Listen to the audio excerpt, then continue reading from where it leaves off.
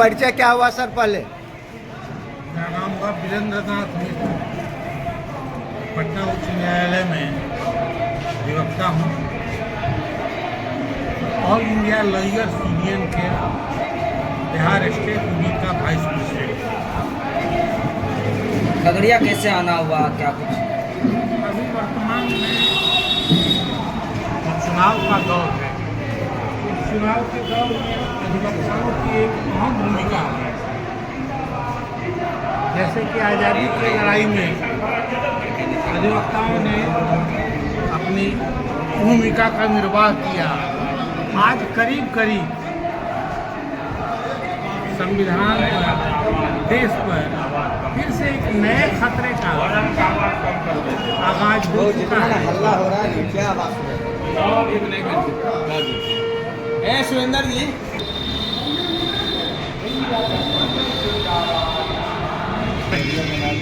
संवैधानिक संस्थानों पर जो खतरा है, जनता के संवैधानिक अधिकार पर जो सीधा खतरा है और हमला है, इन सारे परिस्थितियों में जो बुद्धिजीवी समाज, बुद्धिजीवी समाज को एक नई चिंता, एक नया सोचने के लिए विवश कर रहा है, नए ढंग से सोचने के लिए विवश कर रहा है। पटना उच्च न्यायालय में अधिवक्ताओं का एक बहुत बड़ा जमात, विभिन्न संगठनों से जुड़े हुए लोग, बुद्धिजीवी, इन लोगों ने पिछले हफ्ते एक बैठक की। इस बैठक में तय हुआ कि जिन शक्तियों से संविधान पर खतरा है, संवैधानिक संस्थानों पर खतरा है, संविधान के दुरुपयोग का खतरा है, उन शक्तियों को चुनाव में पराजित किया जाए। और इस पराजित करने के मुहिम में हम लोग विभिन्न जिलों में, विभिन्न कस्बों में पटना उच्च न्यायालय से अधिवक्ताओं का जत्था जा रहा है। और उसी क्रम में हम यहाँ पे खगड़िया में भी आए हुए हैं। यहाँ पर जनता से, अधिवक्ताओं से, नौजवानों से ये अपील करने आए हैं कि भाई इस लड़ाई में किसी के जितने हारने से ज़्यादा संविधान को जीतने की बात अपने जहन में रखने की ज़रूरत है। अगर ऐसा नहीं करेंगे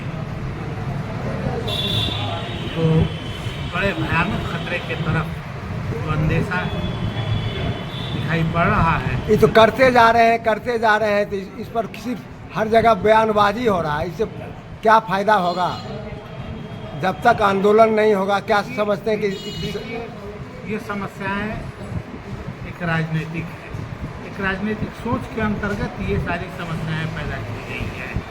तो निदान भी राजनीतिक ही होगा, स्वाभाविक है।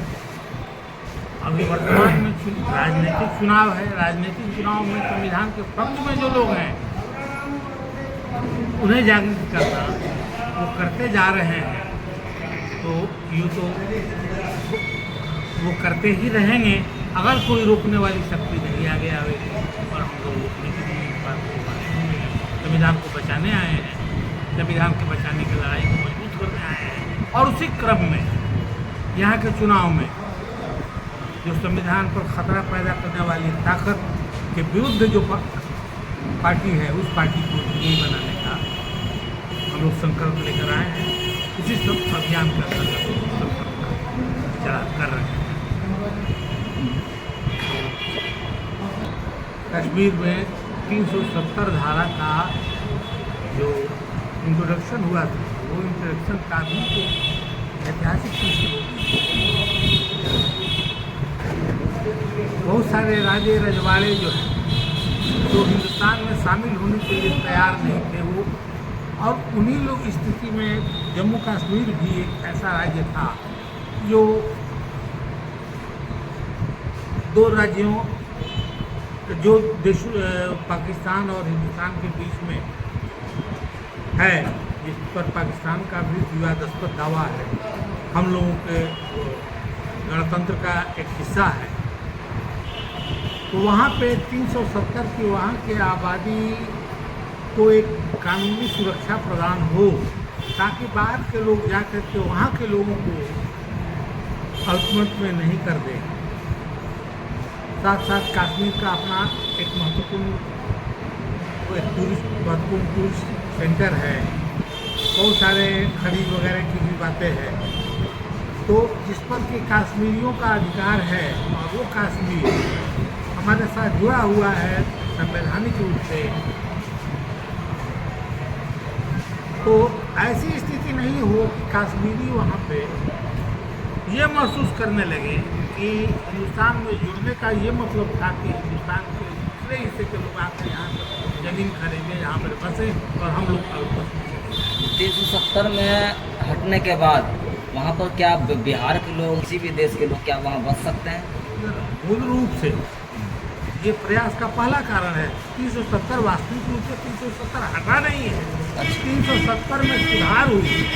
आज भी संविधान में 370 है, 370 क है, 370 ख है, ख करके एक अमेंडमेंट लाया गया है। तो अमेंडमेंट क्या लाया गया? उसको विखंडित कर दिया, 3 हिस्से में बांट दिया गया और 3 हिस्से में बांट कर, और आज भी वहाँ पे उसके अपने शासन सत्ता को, जो केंद्रीकृत सत्ता को विखंडित करके वहाँ के अधिकार को सीधे केंद्र सरकार को अपने हाथ में ले, केंद्र सरकार के अधीन समाना करके। तो ये 370 का मूल है कि कश्मीर पर सीधा नियंत्रण केंद्र सरकार का हो। चुनाव वहाँ नहीं हो रहा, इस पर आपका क्या कहना है? ये गलत हो रहा है। अगर 370 हटा दिया गया, वहाँ पर परिसीमन का काम जल्द से जल्द करके वहाँ पर चुनाव करके लोगों के जनवादी अधिकार को वहाँ देना चाहिए, चुनाव कराना चाहिए, ताकि लोगों को अपना प्रतिनिधित्व मिले, उनके प्रतिनिधि संसद में आकर के कश्मीर की समस्याओं को रखें। वो तो किसी विपक्षी का कुछ सुनते ही नहीं है, जो बोलते हैं उसको जेल में ठूंस देते हैं। लड़ाई भी तो उसी की है, ये लड़ाई भी तो उसी की है। हमारा कि वो संविधान का किसी भी प्रावधान को नहीं मानते हैं, संवैधानिक आवाज़ को नहीं, जनता के आवाज़ को नहीं सुनना पसंद करते हैं, जनता के जरूरी सवालों को वो एड्रेस नहीं कर रहे हैं। क्या ऐसा महसूस कर रहे हैं कि वो घोषित राष्ट्रपति माने वो घोषित इमरजेंसी है? कुछ हद तक घोषित इमरजेंसी, और इसको दूसरे पॉलिटिकल टर्म में ऑथोरिटेरिज्म कहते हैं।